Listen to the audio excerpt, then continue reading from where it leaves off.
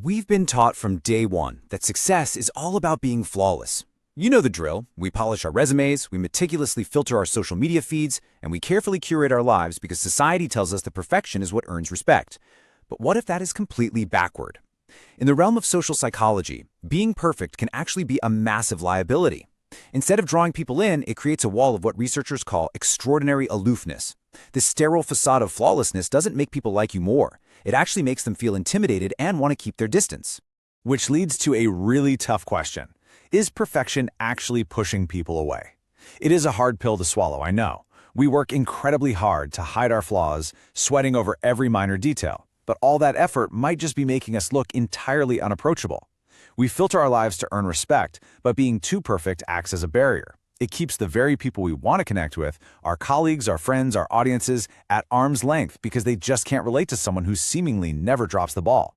Okay, let's dive into this, because there is a fascinating psychological phenomenon that completely flips our understanding of perfection on its head. It's called the pratfall effect. This is the brilliantly counterintuitive idea that your likability can actually change and often dramatically increase after you make a mistake. But, and this is a big but, it depends entirely on how competent people think you are before you mess up.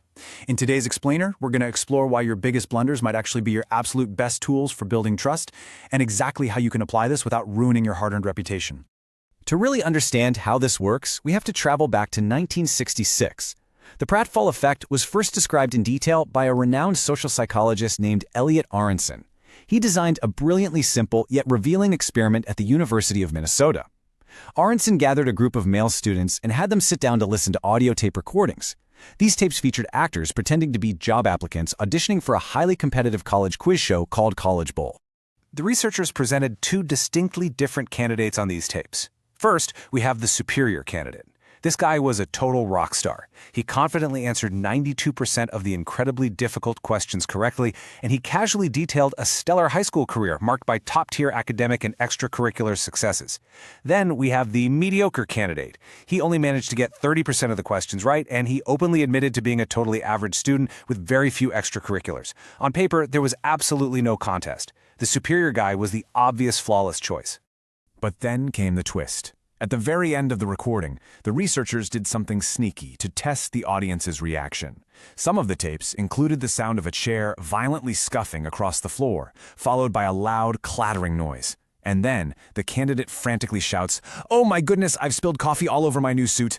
This right here was the pratfall, a minor, clumsy, completely embarrassing human blunder injected right into a formal interview setting. The results were absolutely stunning. Listening to that exact same mistake yielded two completely opposite reactions. For the highly competent, superior candidate, his likability rating saw a massive spike after he spilled the coffee. People actually loved him more for it. But when the mediocre person made the exact same coffee spilling mistake, their likability dropped sharply. The data proved that the identical blunder had totally different effects depending entirely on the baseline competence of the person. So, why on earth does this happen? Well, the psychology behind the superior candidate's boost comes down to humanizing the experts. A highly superior person is incredibly impressive, yes, but they are often perceived as extraordinary and aloof. Their sheer perfection makes them feel totally unreachable to the rest of us normal folks. When they make a clumsy mistake, it immediately shatters that sterile exterior. It humanizes them. It makes them intensely relatable and approachable, which drastically increases our sympathy and interpersonal attraction toward them. However, we have to look at the harsh reality of the flip side, what I like to call the mediocrity penalty. For an average person, a mistake isn't humanizing, it's reinforcing. If people don't already respect your baseline skills, spilling your coffee just confirms their underlying negative bias. It basically signals to the observer, yep, they really don't have it together, making you seem even less attractive and capable. Your likability in a moment of crisis is completely tethered to your previously established perceived competence. Let's take this a step further, because the actual scale of the disaster matters immensely. Later research by Metier and Wilkins dug into the severity factor. They wanted to know what happens when a mistake escalates from a tiny slip to a major, painful disaster. They set up two new scenarios on the tapes. Scenario 1 was a minor pratfall, where the coffee spills and the guy reacts with just minor anguish. Scenario 2 was a major pratfall. The coffee spills, the interviewer gets actively hostile, and the candidate is left profusely and pathetically apologizing. The findings here are incredibly counterintuitive. For a highly competent person, suffering a major pratfall, something genuinely humiliating in front of a hostile interviewer, actually led to a significant increase in liking. It's as if the bigger the disaster, the more our hearts bleed, and we actively root for the person who is normally so capable. But for the less competent person, literally any pratfall, minor or major, just led to a further decrease in liking and respect. Interestingly enough, the way you react to someone else's mistake actually says a lot about you as an observer. This introduces social comparison theory. Your own self-esteem dictates whether you prefer an approachable blunderer or a flawless expert. An observer with low self-esteem generally prefers the blunderer. They constantly fear being outshone, so they desperately seek out relatability to feel comfortable. Conversely, an observer with high self-esteem actually prefers the flawless person. They don't feel threatened by success, and seeing an expert blunder actually causes them mental discomfort because they hold themselves and others to that high, unyielding standard. And this brilliantly illustrates how this psychology doesn't just live in the social laboratory. It moves straight into the business and commercial world, where it's known as the blemishing effect. Marketers and psychologists have studied how presenting a small flaw, or a blemish, in a product's advertising can actually make consumers want to buy it more. It's the exact same humanizing effect we just talked about, but applied to the products we purchase. This represents a massive leap in sales found in a fascinating consumer study involving chocolate bars. Researchers approached college students and offered to sell them a high-quality chocolate bar at a discount. But they deliberately pointed out a flaw. The chocolate was broken, which could clearly be seen through the clear wrapper. When students were approached right before an exam, meaning their minds were highly distracted, they were exactly twice as likely to buy the chocolate bar after being told about this negative flaw.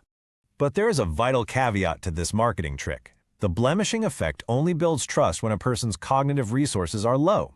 In a low-effort state, like those distracted students rushing to an exam, the blemish acts as an endearing quirk. The positive information, like the great taste and discount, creates a good first impression, and the minor flaw just boosts that positive vibe. But in a high-effort state, when students were leisurely walking around and fully focused, pointing out the blemish decreased desirability and cut purchases in half. When we are paying close attention, a flaw is just a flaw. So, the crucial point is this. You cannot just walk around making careless mistakes and expect people to automatically love you for it. You have to follow a rigid order of operations. Step 1, you absolutely must establish your baseline skills and competence first. You have to prove you are highly capable, just like the superior quiz show candidate.